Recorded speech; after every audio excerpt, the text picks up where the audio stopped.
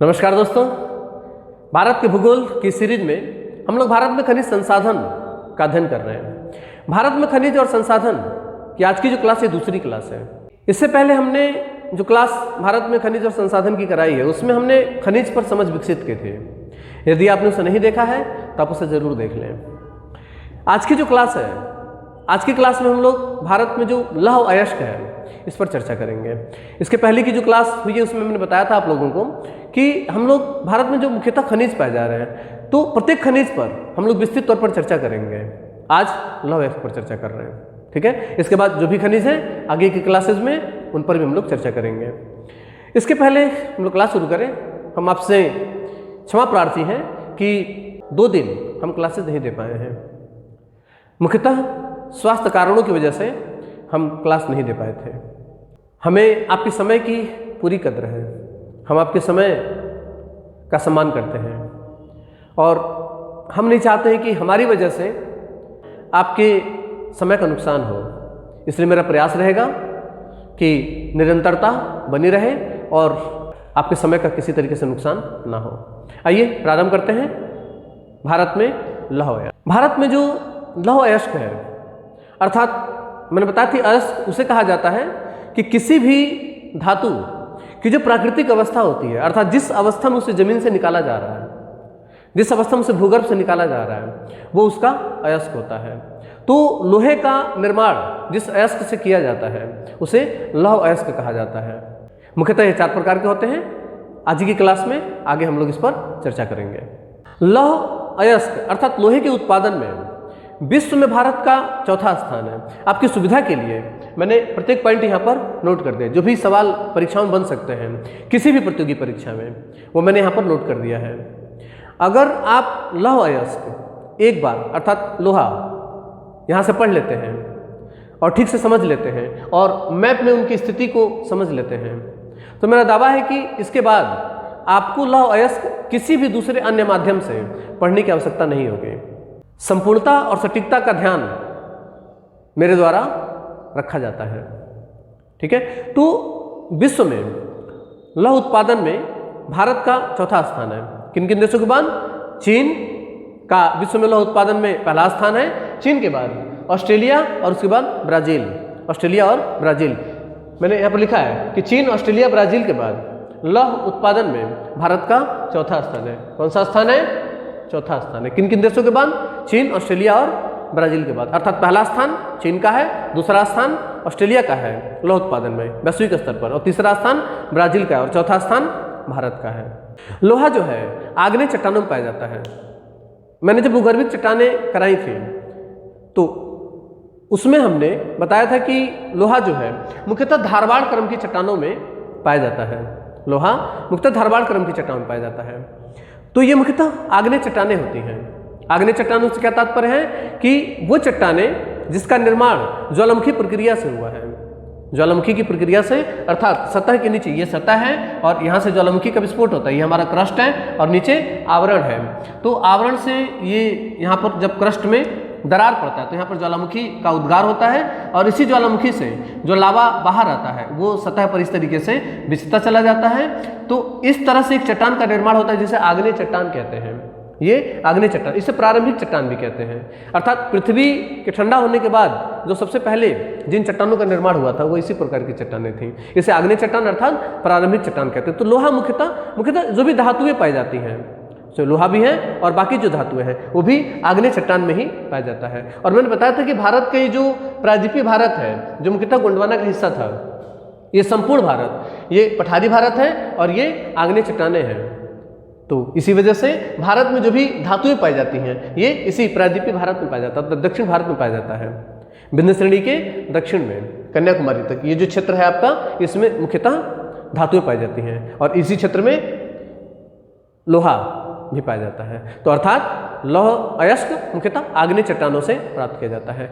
भारत लोहे का निर्यातक देश है। भारत जो है लोहे का निर्यातक देश है। आप इसे लिख दीजिएगा, मैंने इसे कहीं लिखा नहीं है। तो भारत लोहे का निर्यातक देश है। पूछा जाता है कि भारत अपने लोहे का सबसे अधिक निर्यात कहाँ करता है? तो भारत अपने लोहे का सबसे अधिक निर्यात लिख लीजिएगा जापान को करता है और जापान उसे स्टील बनाता है और उसे दोबारा भारत आता है वही स्टील। तो भारत लोहे का सबसे बड़ा निर्यातक देश बनता है और अपना सबसे अधिक लोहा जापान को निर्यात करता है। पूछा जाता है कि भारत अपने लोहे का निर्यात किस देश को करता है, तो जापान को करता है। लोहे के भंडारण में, अच्छा, भंडारण और उत्पादन ये दो महत्वपूर्ण चीजें हैं और ये आपके किसी भी परीक्षा में जो खनिज है उससे बनने वाले सवालों में ये सबसे ज्यादा कंफ्यूज करने वाला पॉइंट बन जाता है छात्रों के लिए कि भंडारण से क्या तात्पर्य होता है और उत्पादन से क्या तात्पर्य होता है। ठीक है ना, तो आइए थोड़ा सा इसको समझते हैं। भंडारण का तात्पर्य होता है कि ये हमारी सतह है, जमीन है, और जमीन के नीचे अर्थात ये जो क्रस्ट है, इस क्रस्ट में सबसे अधिक वो जो धातु है वो कहाँ पर है, अर्थात सतह के नीचे प्राकृतिक अवस्था में सबसे अधिक वो किस स्थान पर पाया जाता है, इसे भंडारण कहा जाता है। इसको भंडारण कहा जाता है। भंडारण से तात्पर्य होगा कि सतह के नीचे वो जिस अवस्था में पाया जा रहा है, अर्थात सतह के नीचे वो सबसे अधिक कहाँ पर है, इसे भंडारण कहा जाता है। इसके बाद उत्पादन से इसका मतलब होता है कि जब उसे निकाल लिया जाता है, उसे ड्रिलिंग की वजह से या फिर खान का निर्माण करके, और जब उसे निकाला जाता है तो निकालने के बाद जो तैयार किया जाता है उसको, तो तैयार करने के बाद तैयार को उत्पादन कहा जाता है, जो उसको हम उत्पादित कर रहे हैं। तो उत्पादन की दृष्टि से वो पहले स्थान पर कौन सा स्थान आता है, ये वो क्षेत्र दिखाया गया भारत में जहां पर सबसे अधिक लोहे का भंडार है। ठीक है ना, तो भंडार से तात्पर्य है कि जो जमीन के नीचे है, तो जैसे कि कुद्रेमुख पर्वत ये कर्नाटक का क्षेत्र है, तो यहाँ पर सबसे अधिक लोहे का भंडार है, जमीन के नीचे इसका भंडार है। तो जमीन के नीचे जो उसका भंडार है उसे भंडारण कहा जाता है, और निकालने के बाद जो उसको बना दिया जाता है, जो तैयार कर दिया जाता है, उसको जो प्यूरिफाई कर दिया जाता है, तो जो तैयार होता है, जैसे लौह अयस्क से जब हम लोहा तैयार कर देंगे तो उसे क्या कहा जाएगा, उसको उत्पादन कहा जाएगा। तो दो आंकड़े अलग अलग पूछे जाते हैं और ये प्रत्येक खनिज के लिए छात्रों को सबसे अधिक कंफ्यूज करने वाला पॉइंट होता है। इसीलिए जो भी खनिज आप पढ़ें तो उसमें उत्पादन की दृष्टि से और भंडारण की दृष्टि से दोनों देखना बहुत अनिवार्य होता है, और यही कारण है कि यहाँ से जो सवाल बनते हैं छात्र अक्सर गलत करके आते हैं। इसलिए बहुत ध्यानपूर्वक, सही तरीके से, धैर्यपूर्वक, सहज होकर के हमारे साथ इन आंकड़ों को देखेंगे आप लोग। तो यहाँ पर आप प्रमुखता बात कर रहे थे कि लोहे के भंडारण में, भंडारण का तात्पर्य कि सतह के नीचे उसका भंडार है, तो लोहे के भंडारण में भारत में जो पहला स्थान आता है वो कर्नाटक आता है। लोहे के भंडारण में कर्नाटक का पहला स्थान है। और उत्पादन की दृष्टि से अगर हम बात करें, उत्पादन की दृष्टि से, तो ओडिशा का प्रथम स्थान है। ओडिशा का इसमें प्रथम स्थान। ये पूछा जाता है कि लोहे के भंडारण में भारत में पहला स्थान कौन रखता है, तो कर्नाटक। उत्पादन में ओडिशा। ठीक है, ठीक से याद रखिएगा इसको। लौह अयस्क जो होते हैं ये 4 प्रकार के होते हैं, अर्थात 4 प्रकार के अयस्कों से लोहे का निर्माण होता है। कौन कौन से? मैग्नेटाइट, हेमेटाइट, लियोनाइट और सिडेराइट। ठीक है ना, कौन कौन से?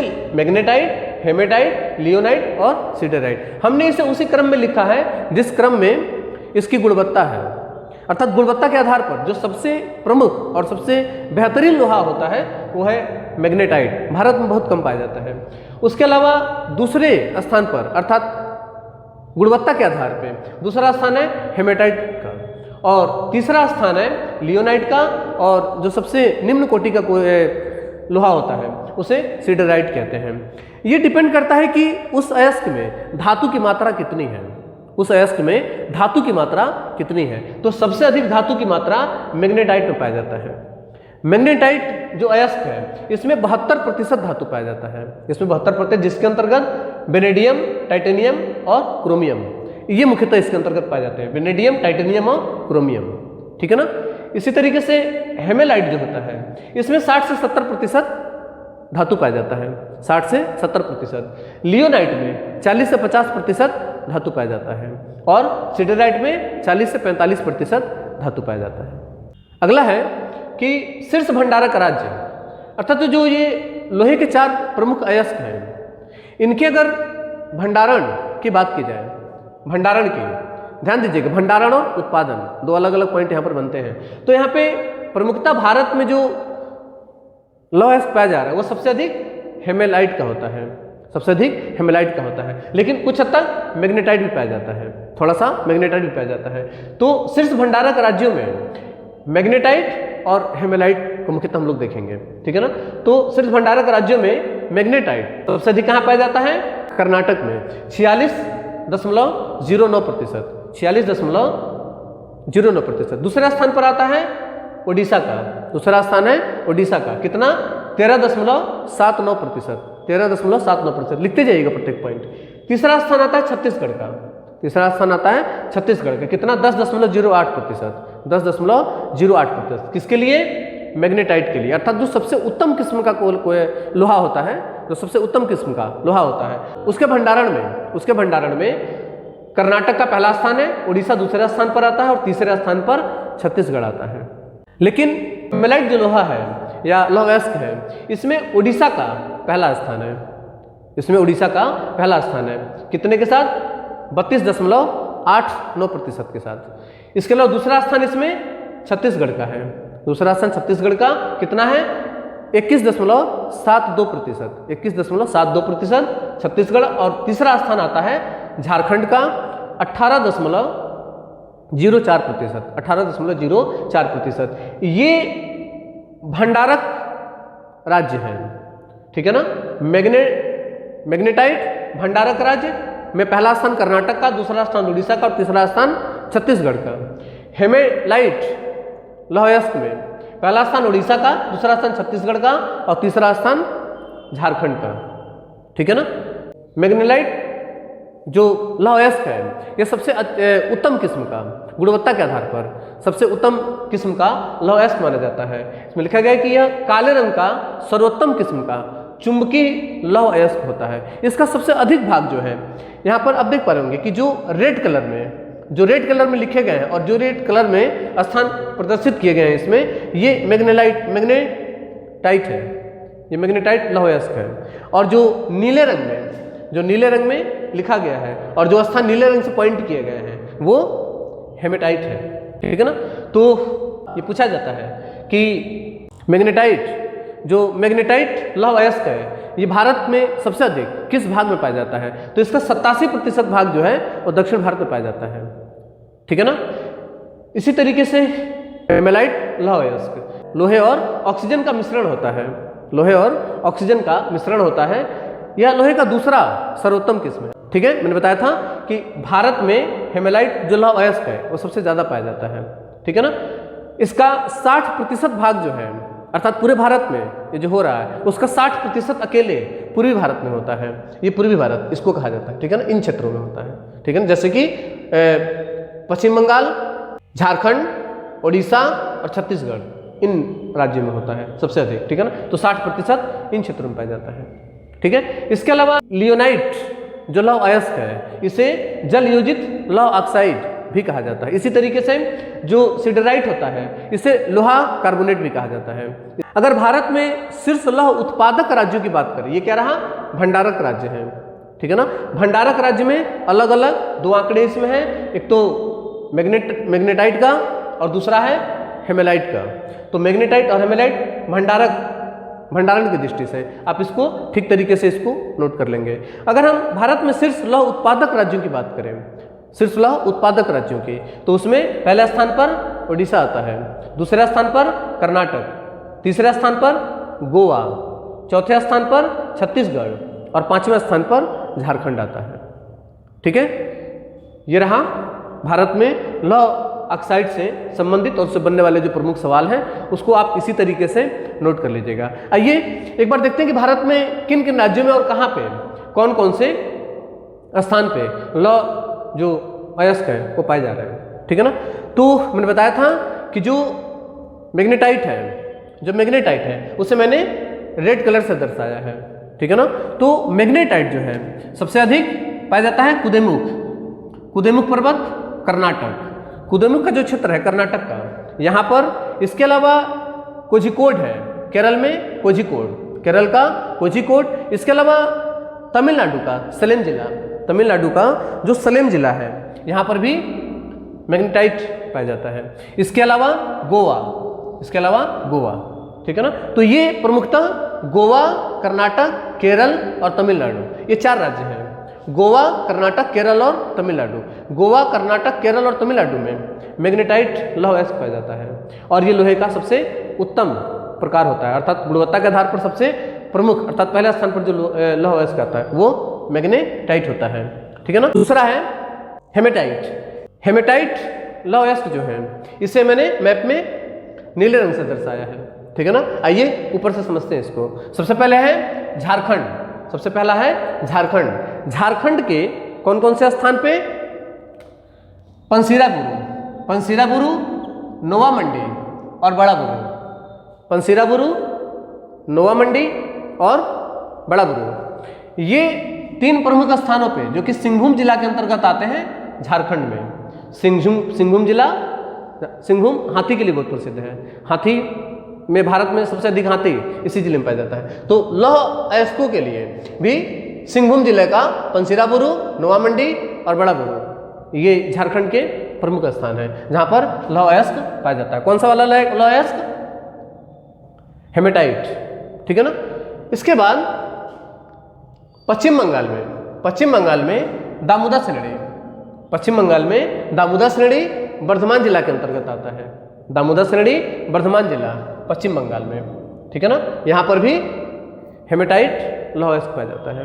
इसके अलावा आप ये क्षेत्र देख रहे होंगे, ये उड़ीसा का क्षेत्र है, ये उड़ीसा का क्षेत्र है। और मुख्यतः इसमें सुंदरगढ़ जिला, इसमें 3 जिले हैं, 3 जिले 4 स्थान, 3 जिले 4 स्थान। तो सुंदरगढ़ जिला और क्योंझर जिला, सुंदरगढ़ जिला और क्योंझर जिला। इसके अलावा मयूरभंज जिला, मयूरभंज जिला के 2 स्थान हैं, गुरु महिसानी और बादाम पहाड़ी।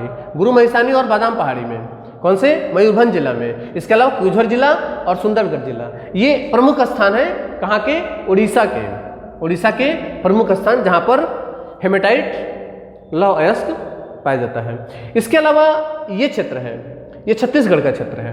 यहाँ पर ये छत्तीसगढ़ है। छत्तीसगढ़ में 2 प्रमुख क्षेत्र हैं। डल्ली राजहरा, डल्ली राजहरा दुर्ग जिले में, ये दुर्ग जिले के अंतर्गत आता है। इसके अलावा बेलाडीला, दंतेवाड़ा जिला, ठीक है ना। ये छत्तीसगढ़ के 2 जिले हैं, दुर्ग जिला और दंतेवाड़ा जिला। दुर्ग जिला के अंतर्गत डल्ली राजहरा और दंतेवाड़ा जिला के अंतर्गत बेलाडीला, ये छत्तीसगढ़ में लौह अयस्क के, हेमेटाइट लौह अयस्क के प्रमुख स्थान हैं। इसके अलावा आंध्र प्रदेश में, आंध्र प्रदेश के 2 जिलों में, कौन कौन से? ओंगल जिला, ओंगल जिला और गुंटूर जिला। ओंगल जिला के गुंडलकामा, ओंगल जिला के गुंडलकामा और गुंटूर जिला के छावली, ठीक है ना, गुंटूर जिला के छावली में, ये आंध्र प्रदेश में, इस स्थान पे यहाँ पर सबसे अधिक हेमेटाइट लौह अयस्क पाया जाता है। इसके अलावा कर्नाटक के प्रमुख स्थान, मैंने बताया था कर्नाटक प्रमुख क्षेत्र के अंतर्गत आता है क्योंकि ये पूरा धारवाड़ क्रम की चट्टानें यहाँ पर है, ठीक है ना। तो कर्नाटक में पहले संदूर पहाड़ी, संदूर पहाड़ी बेल्लारी जिला के अंतर्गत आता है, तो संदूर पहाड़ी। इसके अलावा दूसरा स्थान बंगारकल, दूसरा स्थान है बंगारकल। तीसरा है अन्नादुर्गा, तीसरा है अन्नादुर्गा, ये सब चोटियां हैं यहाँ पर, अन्नादुर्गा। और इसके अलावा बाबा बुदान पर्वत, बाबा बुदान पर्वत, बाबा बुदान पर्वत को ही कुद्रेमुख पर्वत कहा जाता है। ये दोनों एक ही स्थान है, तो बाबा बुदान पर्वत और कुद्रेमुख पर्वत ये दोनों एक ही स्थान है, ठीक है। तो बाबा बुदान पर्वत पे मुख्यतः मैग्नेटाइट लौह अयस्क भी पाया जाता है और बाबा बुदान पर्वत पर आपका हेमेटाइट लौह अयस्क भी पाया जाता है, ठीक है ना। तो ये रहे मैप के आधार पर भारत में जो ये 2 प्रमुख लौह अयस्क पाए जा रहे हैं उनको आप इसी तरीके से भर लीजिएगा। जब तक आप मैप नहीं भरेंगे तब तक स्थानों के नाम आपको याद नहीं होंगे, इसलिए जैसे जैसे हम कराते जा रहे हैं आप मैप उसी तरीके से भरते जाइए, क्योंकि मैप भरने से सबसे बड़ा फायदा ये होता है कि आपको स्थानों के नाम याद आ जाते हैं, उनकी स्थिति पता चल जाती है कि मुख्यतः कहाँ पर है और उनके नाम आपको याद आ जाते हैं, ठीक है ना। इसके बाद अगली क्लास में हम लोग मैग्नीज और उसके अलावा बॉक्साइट जो कि एल्युमिनियम का अयस्क है उस पर हम लोग चर्चा करेंगे, ठीक है। मिलते हैं अगली क्लास में, तब तक के लिए नमस्कार, धन्यवाद, जय हिंद।